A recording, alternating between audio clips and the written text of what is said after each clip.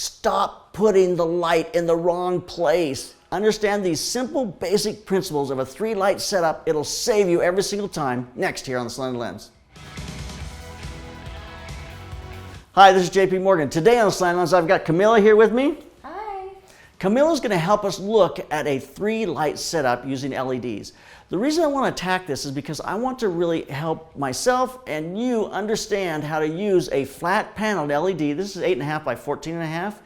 How to make that into a beautiful, soft, large source. And then, using some Fresnel lights, how to give yourself some nice separation on the background and on her hair. Okay, before we turn all the lights off, and it's going to be a little hard to see me in here, we're going to start by setting our key light and just exactly where to put that and how to make that work. So I'm going to kill the two Fresnel lights on the background. There's an entire lesson on the Slanted Lens on how to set this light as far as position and place. It's just the basics, and the understanding of that principle is simply this. Get it in some place, I believe, that's going to start here and go almost to not quite 90 degrees, but at least back to either 45 behind her, and that's going to be your sweet spot. You sweep it in this area right here. You don't want to get too far back, it becomes a backlight, but if you get too far forward and up, that can work as well. But for right now, for me right here, I'm going to get it just off to her side. I want to get a nice Rembrandt on her face. I'm going to drop a nice shadow on her nose, from her nose onto her cheek, and that's really the best place to set that light. So this is where most people start. They set their light, it's in a good position, it's in a loop light. Actually, I could make it come around a little bit more, a little bit of a Rembrandt. I like that better. I'll pan it away from the background.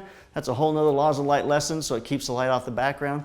But most people start right here. This is where they drop their light and they say, okay, I'm done. And it's in a good position, but it's not a good quality of light. It's directional, it's very hard on her, and there's no separation here whatsoever. So that's why we need to do a 3-light setup. But let's start by getting our key light to look soft and look nice on her face. So this is the Practilite 802. This is an LED panel. It's a bicolor panel. It also has it's water resistant, so you can put this outside. You don't have to bag it in the rain. It can get wet in the rain. It's going to be just fine. So the Practilite 802 comes with 2 diffusion. I can slip one of these in, and what this does is it's going to increase the area of coverage. It's going to go from a 30 to a 60 degree. And what that does is it softens it a little bit.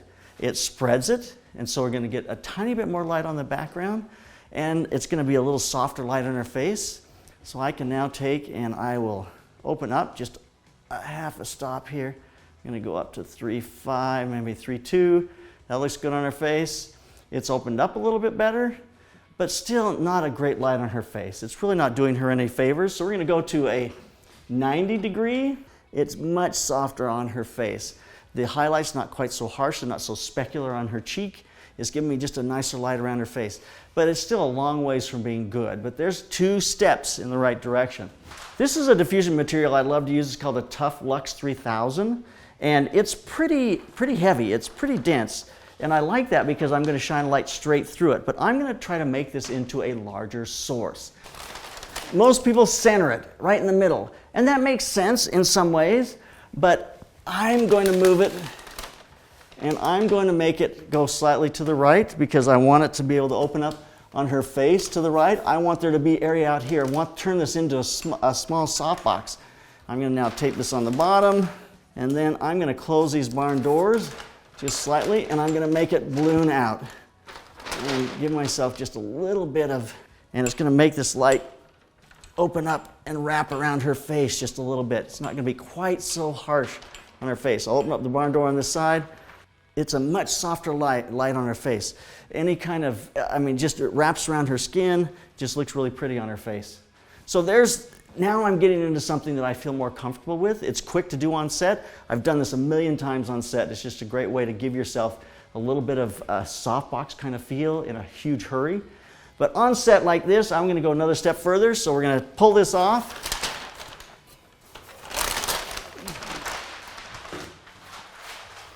And I'm now going to throw up a translucent. So I'm going to set that translucent up just out of the angle view.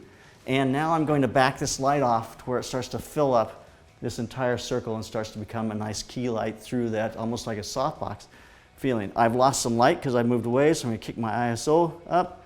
So there, I've brought my ISO up a stop because I've lost a stop because I backed that light off, but it's looking much softer on her face, much prettier on her face.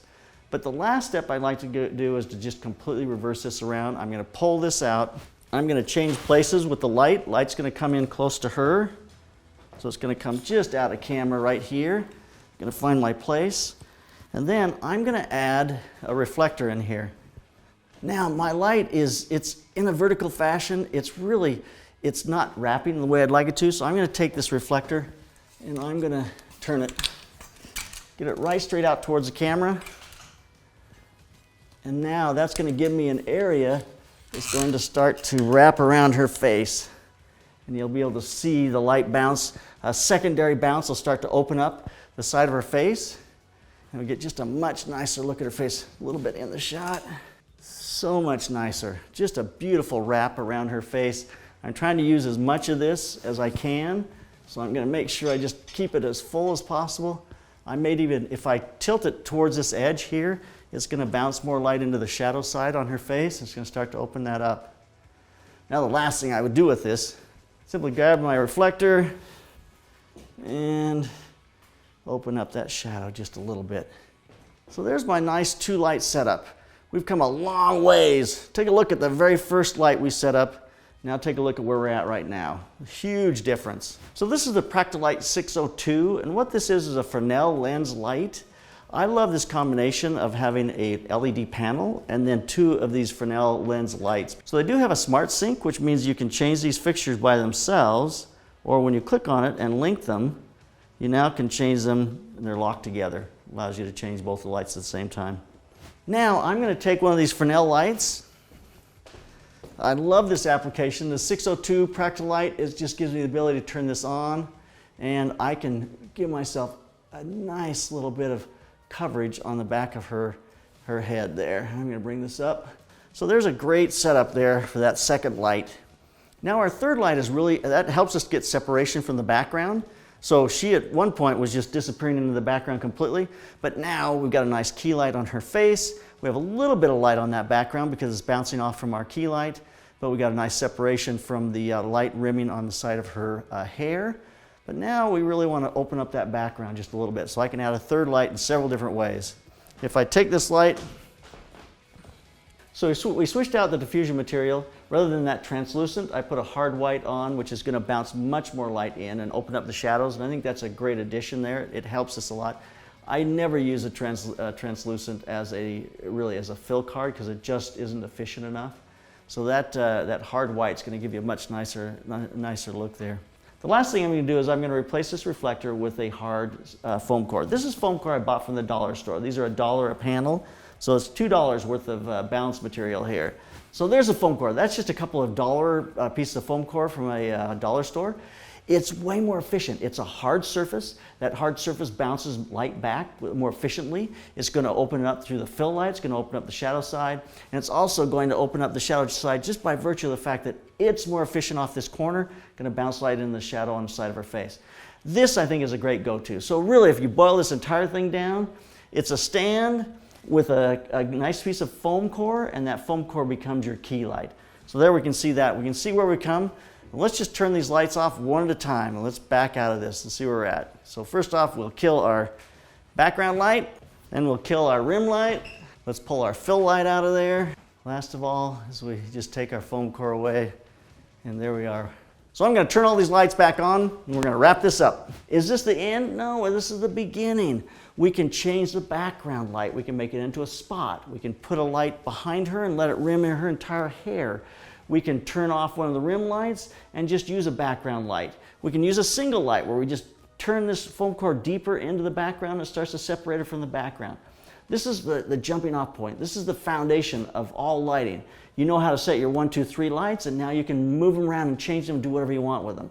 No rule in the world says you have to have 3 lights on set. I've seen people do this with 1 light, 2 lights, 3 lights, 5 lights, whatever works for you on set. But if you understand the basics, where to set these lights, it allows you to take that information and to grow with it and start to create your own style on how you light people. So there's a 3-light setup using LEDs, not just LEDs as a panel, but also a Fresnel LED. I love that combination of those 2 different lights because you've got a light that you can soften by bouncing it, and a light that's a little harder that gives you an area that you can control the area of coverage with that Fresnel light, be able to change that area of coverage. So using those two together gives me a beautiful portrait setup.